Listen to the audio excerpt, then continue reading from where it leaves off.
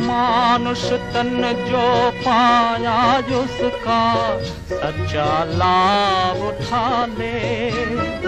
जीवन ये अनमोल तिहारा पल पल बीतत जात। हरि नाम सिमर राम नाम सिमर शिव नाम सिमर दिन रात। हरि नाम। फिर आ गया जोशी मठ या ज्योतिर्मठ। जगत प्रसिद्ध वेदांत और दर्शन शास्त्र के महान भाष्यकार जगत पूज्य आचार्य शंकर ने इस मठ में अपनी महासाधना के श्री क्षेत्र की स्थापना की थी।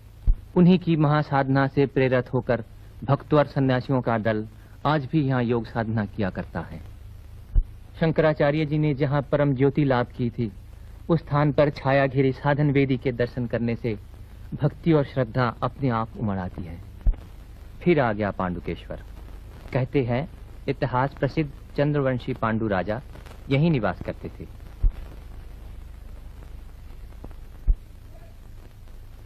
पांडुकेश्वर के नीचे ही बह चली है अलकनंदा। पुल पर से गुजरकर पहाड़ के बाद पहाड़ और कितने ही मुश्किल चढ़ाइयां चढ़ने के बाद लोकपाल के विशाल पर्वत की चोटी दिखाई देती है।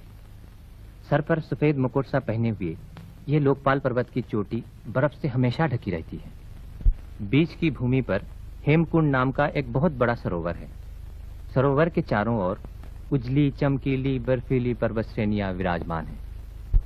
मनुष्य का रहना सहना यहाँ संभव नहीं। कहते हैं सिखों के दशम गुरु गुरु गोविंद सिंह जी ने इस जनहीन स्थान पर किसी समय एकांत साधना की थी।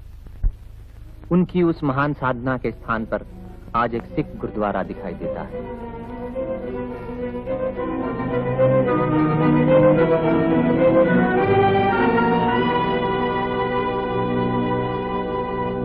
वहां से लौटने पर रास्ते में दिखाई देती है वो विशाल जलराशि जो हेमकुंड से निकलकर लक्ष्मण गंगा के नाम से अलकनंदा में आ गई।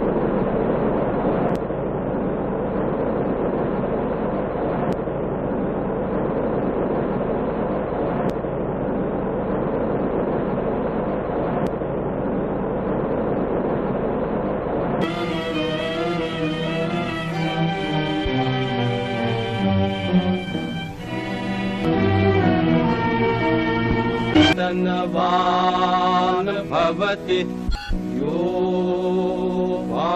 जम्बूद्वीपे भरतखंडे आर्यवर्ते देशांतर्गते अमुक। अपना अपना नाम लीजिए। बामनी दाई गोपाल मोदी। के मन ने मुझे स्थिर न रहने दिया। जिस मंजिल पर पहुंचकर दूसरों की यात्रा खत्म होती है, वहीं से मेरी यात्रा फिर शुरू हुई।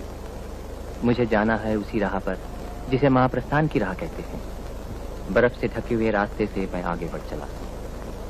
नीचे बहा चला जा रहा है पिघली हुई बर्फ का प्रवाह।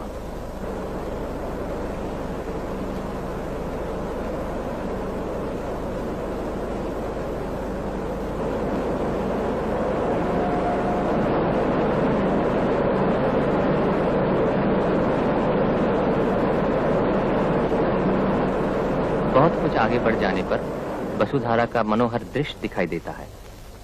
वायु द्वारा उछाली हुई जलधारा की असंख्य बूंदें चारों तरफ छिटकी पड़ रही। रास्ता बहुत ही कठिन है, फिर भी उस गहरी परछाइयों की रहस्यमय लोक में मैंने सामने आंखें उठाई तो गिरि संकट के नीचे ही दिखाई दी वो जगह जहां पांडव पत्नी देवी द्रौपदी स्वर्गारोहण करते समय धरती की गोद में हमेशा के लिए सो गई थी।